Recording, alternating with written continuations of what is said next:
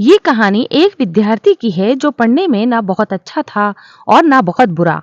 बचपन से ही उसको आर्मी में जाने का शौक था। इसके लिए उसने काफी तैयारी की थी, पर उसकी ये मेहनत काफी नहीं थी। बहुत कोशिशों के बाद उसका सिलेक्शन आर्मी में नहीं हुआ। उसकी उम्र आर्मी में जाने के लिए नहीं थी। अपनी असफलता से वो लड़का निराश नहीं हुआ और उसने 12वीं के बाद जहां-जहां भी नौकरी मिल सकती थी, सभी जगह नौकरी तलाशने चालू कर दी। पर यहाँ पर भी उसको कोई सफलता हासिल नहीं हुई। कई कंपनियों और सरकारी नौकरियों में असफलता पाने के बाद उस लड़के ने अपने आगे की पढ़ाई जारी रखी और बीटेक कंप्लीट कर ली। अपनी ग्रेजुएशन पूरी होने के बाद लड़के ने अपने माँ-बाप का सपना पूरा करने के लिए फिर से सरकारी नौकरी की तैयारी करना चालू कर दिया। इस बार लड़के का सिलेक्शन आईएएस के पेपर में हो गया। पर फिजिक्स का परीक्षण हो रहा था, तब वो दौड़ते समय गिर गया और परीक्षण से बाहर हो गया। इस बात से हताश होकर वो वापस अपने गांव की ओर चला गया। जैसे ही वो गांव पहुंचा तो देखा उसकी माँ कुएं से पानी भर रही थी। उसने अपनी माँ को अपने पेपर के बारे में बताया और कहा, शायद मैं किसी नौकरी में नहीं निकल पाऊंगा। ये आखिरी पेपर था जिससे मुझे उम्मीद थी और अब मुझे नहीं लगता कि मैं आगे पढ़ पाऊंगा या नौकरी कर पाऊंगा। अब मैं गांव में ही रहूंगा और जो कुछ बनेगा वो कर लूंगा। माँ ने मुस्कुराते हुए लड़के से कहा, चलो ठीक है, कोई बात नहीं। अब तुम जो चाहो वो करना, पर मेरा एक काम कर दो। माँ अंदर गई और एक रस्सी लेकर आई और सामने पड़े एक पेड़ से पत्थर की ओर इशारा किया और कहा, क्या तुम इस पत्थर को इस रस्सी से काट सकते हो? लड़के ने माँ की ओर आश्चर्य से देखा और कहा, ये कैसे संभव है? कभी रस्सी से भी पत्थर कटता है? माँ ने कहा, हाँ, कटता है। क्यों नहीं कटता? मैं तो कई बार ऐसा रस्सी से पत्थर कटते हुए देखा है।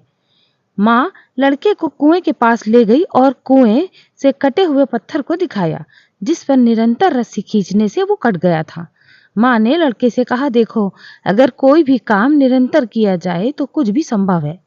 जब ये रस्सी पत्थर को काट सकती है, तो क्या तुम कोई परीक्षा नहीं निकाल सकते? तुम्हें बस निरंतर मेहनत करनी है। माना तुम अपनी कोशिशों में असफल रहे हो, पर इसका मतलब ये नहीं कि तुम सफल नहीं हो सकते। तुम निरंतर मेहनत करो और देखो, आज नहीं तो कल तुम्हें जरूर सफलता मिलेगी। माँ के इस उदाहरण से उस लड़के की सारी निराशा दूर हो गई और वो आत्मविश्वास से भर गया। उसने अपना सामान उठाया और फिर वापस शहर की ओर चल दिया। लड़के ने अपने हर विषय पर रोज मेहनत चालू कर दी। देखते देखते 2-3 साल गुजर गए, पर उसका किसी भी परीक्षा में सिलेक्शन नहीं हुआ था। लड़का जब भी माँ को बताता, वो कहती, बेटा बस तुम लगे रहो, लड़का भी मेहनत करना नहीं छोड़ता। और अगले 2 साल लड़के का सिलेक्शन एक ऊंचे पद पर हो गया। जैसे ही रिजल्ट आया, उसने अपना नाम सिलेक्शन लिस्ट में देखा तो वो जोर जोर से रोने लगा और सोचने लगा, अगर उस दिन माँ मुझे निरंतर मेहनत करने के लिए प्रेरित नहीं करती तो क्या होता।